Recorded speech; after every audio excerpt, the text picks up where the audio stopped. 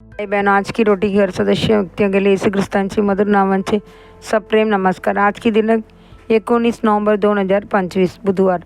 मी स्वतः देह करीन तेव्हा तुमच्या सभोवताल राहिलेल्या सर्व राष्ट्रांनी कळेल की मी परमेश्वर उद्ध्वस्त जागा पुन्हा बांधल्या आहेत आणि उजाड असलेल्या ठिकाणी पुन्हा लखवड गेली आहे।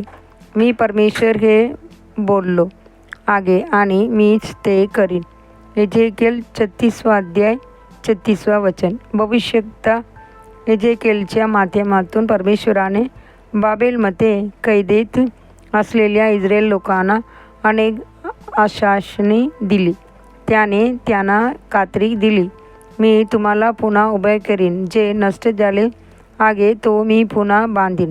मी उजाड जमिनीला पुन्हा फळद्रूप करीन। परंतु कैदेमुळे खेचलेले आणि निराश झालेले इस्रायली लोक म्हणत होते, हे शक्यच नाही। म्हणून परमेश्वराने ठामपणे सांगितले, मी परमेश्वर हे बोललो आहे आणि मीच ते करीन। आपला देव हा वचनाची देव आहे। बायबलमध्ये हजारो दैवी वचने दिलेली आहेत आणि प्रत्येक पिढीत परमेश्वराने आपले वचन पूर्ण केले आहे व आपल्या नावास महिमा दिली आहे। देवाची मुले म्हणून आपण करायचे एकच कार्य म्हणजे त्या वचनावर दृढ विश्वास ठेवणे। जर परमेश्वराने तुम्हाला एखादे वचन दिले असेल तर त्याला विश्वासाने धरून ठेवा। कितीही परीक्षा किंवा संकटे आली तरी त्या वचनाला सोडू नका, विसरू नका।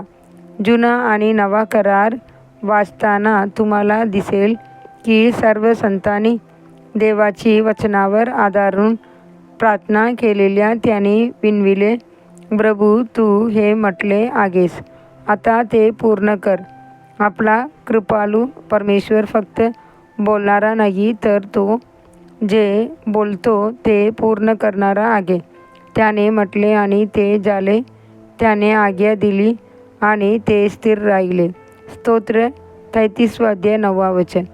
तो सर्वशक्तिमान आहे आणि सर्व काही करू शकतो।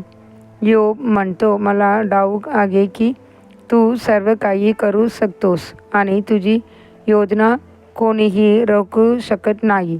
योब 42 अध्याय 2 वचन। जेव्हा त्यांची योजना कोणी अडवू शकत नाही तेव्हा त्यांचे उच्चारलेले शब्द असे कसे विफल होतील। तो मानव नाही की खोटे बोलेल, ना मनुष्यपुत्र आहे की आपले मन बदलेल।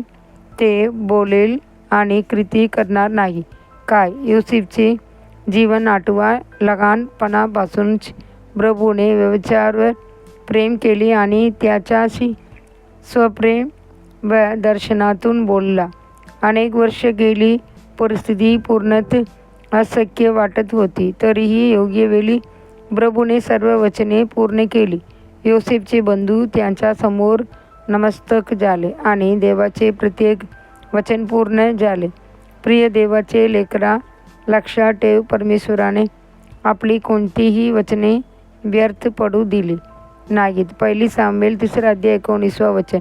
आणखी ध्यानार्थ वचन, माझ्या तोंडातून निघणारे माझे वचन असेल ते माझ्याकडे रिकामे परत येणार नाही, परंतु ते मी जे करावे इच्छितो ते करील आणि ज्या गोष्टीसाठी मी तो पाठविले आहे त्यात ते यशस्वी होईल। येसाया 55 अध्याय 11 वचन।